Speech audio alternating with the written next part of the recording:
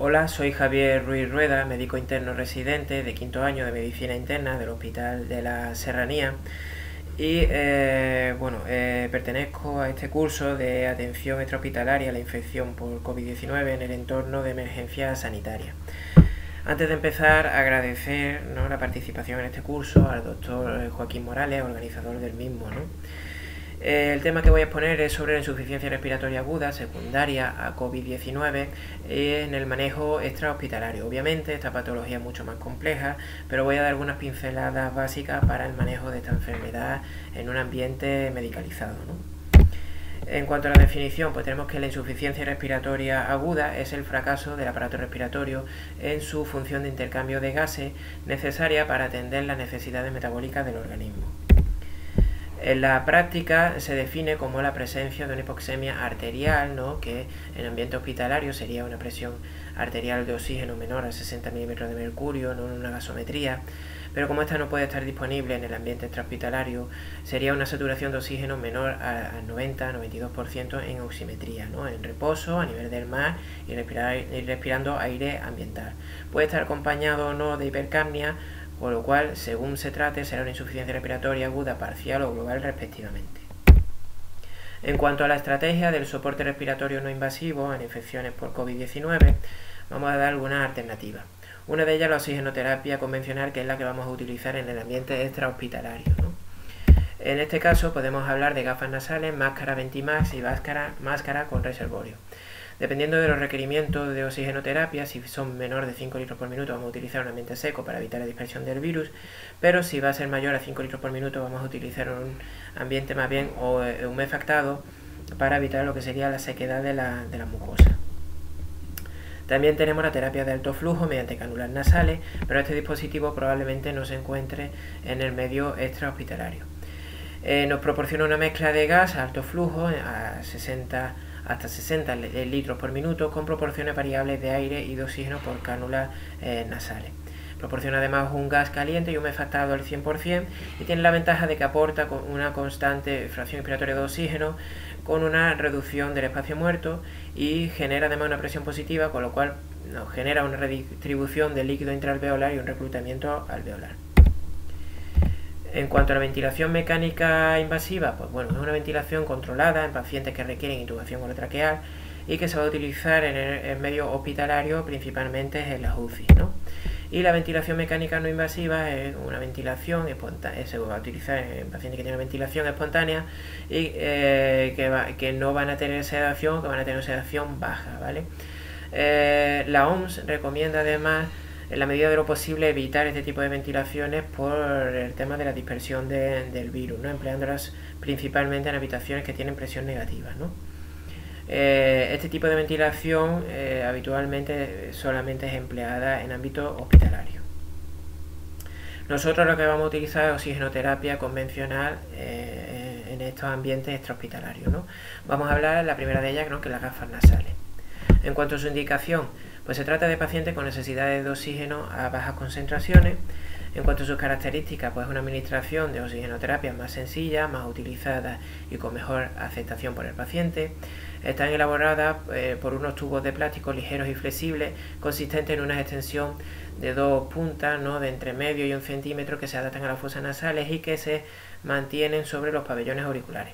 Permite hablar, comer, dormir y expectorar sin interrumpir los aportes de oxígeno, tiene un costo económico bajo y no contiene látex. En cuanto al flujo y a la fracción inspiratoria de oxígeno, se deben administrar entre 1 y 4 litros por minuto y alcanzan unos niveles de FiO2 entre el 24 y el 36% en los adultos. En cuanto a los inconvenientes, pues su eficacia disminuye en respiraciones bucales o durante el sueño y se desaconseja su utilización en flujos mayores a 4 litros por minuto debido a que el flujo rápido de oxígeno puede ocasionar la sequedad de la mucosa, epistasis, irritación de las fosas nasales y no vamos a tener, sin embargo, unas concentraciones altas de oxígeno inspirado. La segunda alternativa es una mascarilla Ventimax, cuya indicación va a ser para hipoxemia moderada con requerimientos altos y estables de oxígeno. En cuanto a las características, se trata del sistema más representativo de los dispositivos de alto flujo. Contiene unos orificios laterales que posibilitan la salida del aire exhalado al exterior. Hay que tener cuidado con esto, ¿no? Por lo que hemos dicho de la dispersión del virus. La mascarilla es de plástico sencillo con un almohadillamiento que facilita la adaptación anatómica y mayor comodidad para el usuario. Abarca la nariz, la boca y el mentón del paciente y se ajusta a través de las cintas elásticas traseras por debajo de los pabellones auriculares. No contiene látex. Y en cuanto al flujo y a la fracción expiratoria de oxígeno, pues suministra un nivel de FiO2 constante, ¿no? Llega a alcanzar entre unos 26 y 50% y corresponde a unos flujos entre 3 y 15 litros por minuto, aunque en ambientes extrahospitalarios y suponiendo que no vamos a disponer de concentrados, probablemente solamente lleguemos hasta los 8 litros por minuto. En cuanto a los inconvenientes, bueno, a veces es poco confortable e incluso mal tolerado por el paciente, incluso puede dificultar la comunicación oral o la expectoración, ¿no? En cuanto a la mascarilla con reservorio, pues bueno, su indicación va a ser en pacientes con necesidades de oxígeno a altas concentraciones, con insuficiencia respiratoria grave. Hay que tener la principal precaución para el personal sanitario en pacientes con infección por COVID-19, el que se pueda producir la dispersión del virus, con lo cual hay que ser especialmente cautos en aquella habitación en que no disponga de presión negativa. En cuanto a las características, es un dispositivo sencillo para la administración de altas concentraciones de oxígeno. Se trata de una mascarilla simple de material de plástico transparente. Posee unos orificios laterales igual que el Ventimano que permite la salida del volumen de aire exhalado. Abarca la nariz, la boca y el mentón del paciente. Se ajusta a través de la cinta elástica trasera y un pasador metálico en la zona nasal. El reservorio debe estar inflado de oxígeno en todo momento, incluso antes de colocarla, para asegurarse de estas altas concentraciones de oxígeno, y no contiene látex. En cuanto al flujo y a la FiO2, ¿no? Que nos puede proporcionar, pues tenemos que puede proporcionar altos niveles de FiO2 entre el 90 y el 100% y un flujo que puede llegar entre el 10 y 15 litros por minuto, ¿no? En cuanto a los inconvenientes, pues muy parecidos a los que hemos comentado ya de la mascarilla Ventimax, y es que a veces puede ser poco confortable o puede estar mal tolerada, puede dificultar la comunicación oral o incluso puede dificultar la expectoración, ¿no? Esto es un algoritmo terapéutico en el cual vamos a tener principalmente dos ramas: aquellos pacientes, ¿no?, que van a ser candidatos a medida agresiva y aquellos pacientes que no van a ser candidatos a medida agresiva. Entiendo que los pacientes que van a ser candidatos a medidas agresivas y que se van a encontrar en este tipo de ambiente sanitario van a ser aquellos que podrían tratarse, ¿no?, de pacientes con sintomatología respiratoria leve, que no tienen unos criterios de ingreso hospitalario y que no pueden o que no reúnen las condiciones adecuadas en domicilio para realizar el aislamiento de los 14 días, ¿no? O pacientes que precisan de un aislamiento y seguimiento post-hospitalización que no reúnen las condiciones adecuadas en domicilio para realizar el aislamiento. En este caso, y en el caso de cumplir unos criterios tanto clínicos como gasométricos, de necesidad, ¿no?, de soporte ventilatorio, pues vamos a valorar el consensuar con la UCI la necesidad de una intubación orotraqueal, teniendo en cuenta siempre que no debemos retrasar nunca la ventilación mecánica invasiva como recomendación principal de la OMS. En casos excepcionales hay que valorar la terapia puente con ventilación manual con AMBU, ventilación mecánica no invasiva o esta terapia de alto flujo con canulas nasales, como hemos descrito previamente. Esos criterios son unos criterios clínicos, ¿no?, que van a ser una disnea moderada severa con signos de trabajo respiratorio y uso de musculatura accesoria o movimiento abdominal paradójico, una taquipnea mayor de 30 respiraciones por minuto, una inestabilidad hemodinámica o alteraciones a nivel de conciencia que no se explique por otra causa, ¿no? Y unos criterios gasométricos que van a ser tener una PAFI, ¿no?, una presión arterial de oxígeno o con una fracción inspiratoria de oxígeno menor de 200, o la necesidad de administrar una FiO2 superior a 0,4 para conseguir unas saturaciones de oxígeno de al menos un 93%, ¿no? Y tener fallo ventilatorio agudo que descrito con un pH menor de 7,35 con unas presiones parciales de CO2 por encima de 45 milímetros de mercurio, ¿vale? Por otro lado, tenemos la rama de los pacientes que no son candidatos a medidas agresivas, que van a ser pues, pacientes con enfermedades de órganos terminal, como insuficiencia cardíaca crónica avanzada, EPOC severo, cirrosis hepática muy severa, enfermedad renal crónica muy severa, pacientes con una escala clínica de fragilidad pues, mayor o igual a 6, pacientes con una demencia grave, pacientes con patologías oncológicas terminales, pacientes con una expectativa de vida inferior a 1 año, pacientes que van a tener una dependencia severa para la actividad básica de vida diaria, con un índice de Bartter pues, por lo menos menor a 60. Estos pacientes van a ser pacientes que lo vamos a manejar con gafas nasales, con ventilación mecánica y con reservorio para intentar mantener una saturación de oxígeno superior al 90. En caso de no conseguir este objetivo, pues habrá que valorar la limitación del esfuerzo terapéutico con este tipo de pacientes.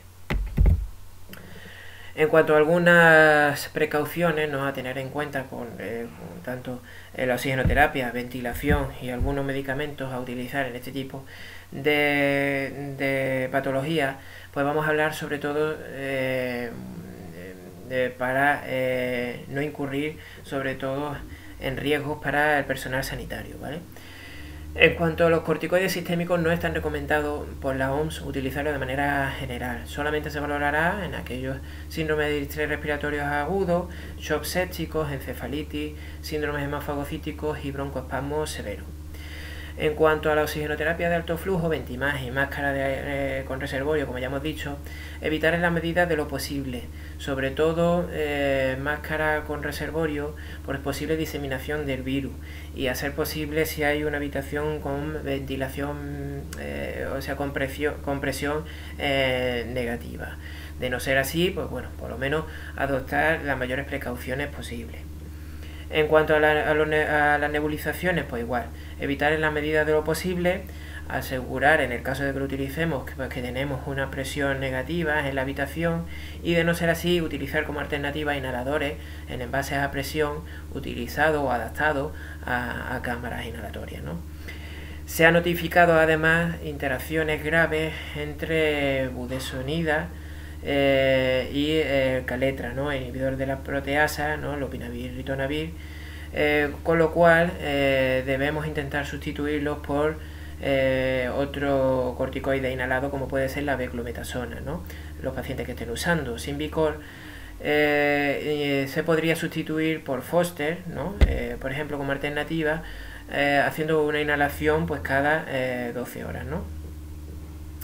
En el caso de la ventilación mecánica no invasiva y ventilación manual con AMBU, evitar, si es posible, por lo mismo que hemos comentado, por la dispersión del virus, ¿no? Que podemos tener en caso de que no tengamos presión negativa en las habitaciones.